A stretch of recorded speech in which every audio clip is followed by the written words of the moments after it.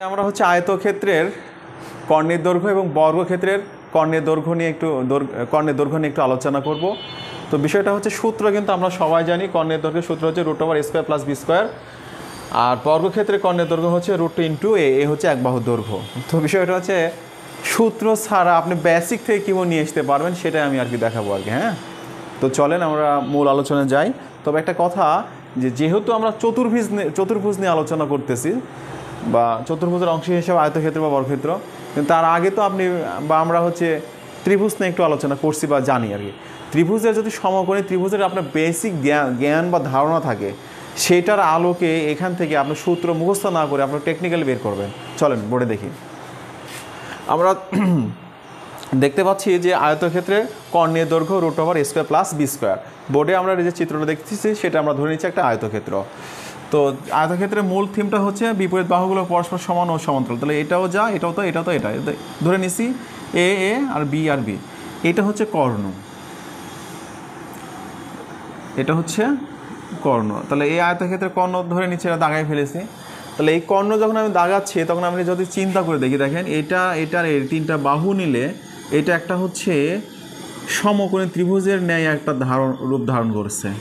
তো সমকোণী ত্রিভুজে যদি হয়ে থাকে তাহলে দেখেন দুইটা বাহু, একটা এ আর একটা বি মনে করেন দেওয়া আছে। এই মানটা আমাকে বের করতে হবে। আমরা জানি না এই মানটা কি, আমরা ধরে নিচ্ছি মনে মনে এটা হচ্ছে এক্স। এটাই হচ্ছে এক্স, এটাই হচ্ছে আয়তক্ষেত্রের কর্ণ বা সমকোণী ত্রিভুজের অতিভুজ।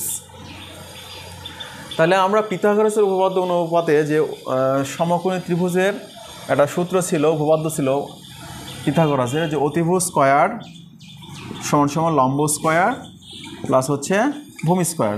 তাহলে অতিভুজ এক্সে ধরছি আর এখানে লম্ব এ আর ভূমি হচ্ছে বি। তাহলে এখন x² হচ্ছে x² + a² + b²। এখন উভয় পাশে আমরা রুট করব। যদি রুট করি তাহলে আপনারা দেখেন x² হচ্ছে a² প্লাস হচ্ছে b², অথবা আমরা বলতে পারি x √a² প্লাস হচ্ছে b², যা এটাই হচ্ছে কর্ণের দৈর্ঘ্য, অর্থাৎ a² প্লাস হচ্ছে b²। তার মানে দেখেন যে আপনার সূত্র কিন্তু মুখস্থ করতে হইলো এমনটা নয়, কিন্তু আমি বেসিক থেকে নিয়ে আসতে পারলাম আর কি।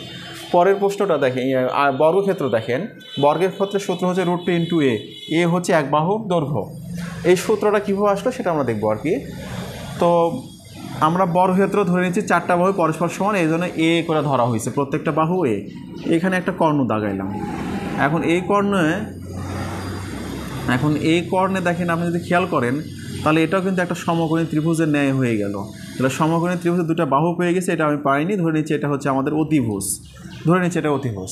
তাহলে ওই একই কথা যে অতিভুজের পিথাগোরাসের উপপাদ্যের সূত্র ছিল যে অতিভুজ স্কয়ার = লম্ব স্কয়ার প্লাস হচ্ছে ভূমি স্কয়ার। তাই যদি হয় তাহলে অতিভুজ স্কয়ার বলতে x², তাহলে a² প্লাস হচ্ছে আবার a², হ্যাঁ, মানে লম্ব প্লাস ভূমি স্কয়ার। ওকে, এখন হচ্ছে এটা করে নিলাম, তাহলে 2a² হয়। হ্যাঁ, এখন বিষয় হচ্ছে আমরা উভয় পক্ষে বর্গমূল করব। তাহলে 2a², দেখেন আপনি এই √2 তো থাকবেই, আর এটার সঙ্গে a² এর রুটটা কেটে যাবে। বা আপনি আরেক লাইন যদি আপনি করতে চান এভাবে, এটা, তাহলে দেখেন এই রুট এটার কেটে যাবে, তাহলে ফ্রেশ এ পাওয়া যাবে, অর্থাৎ হচ্ছে √2 × a। এটা হচ্ছে কর্ণের দৈর্ঘ্য। তার মানে আমি বোঝাতে চাইলাম যে আপনি সূত্র যদি ভুলেও যান, তবে টেকনিক্যালি আপনার বেসিক ধারণা থেকে আপনি সূত্র নিয়ে আসতে পারবেন। অর্থাৎ জ্যামিতির সব সূত্র যে আপনাকে মুখস্থ করতে হবে তা নয়, বেশ কিছু থিম থেকে আপনি অন্য সূত্রগুলো অটোমেটিক নিয়ে আসতে পারবেন। তো আমার টার্গেটটা ছিল এই ধারণাটা দেওয়ার। তো ধন্যবাদ সবাইকে, দেখা হবে নতুন কোনো ভিডিওতে।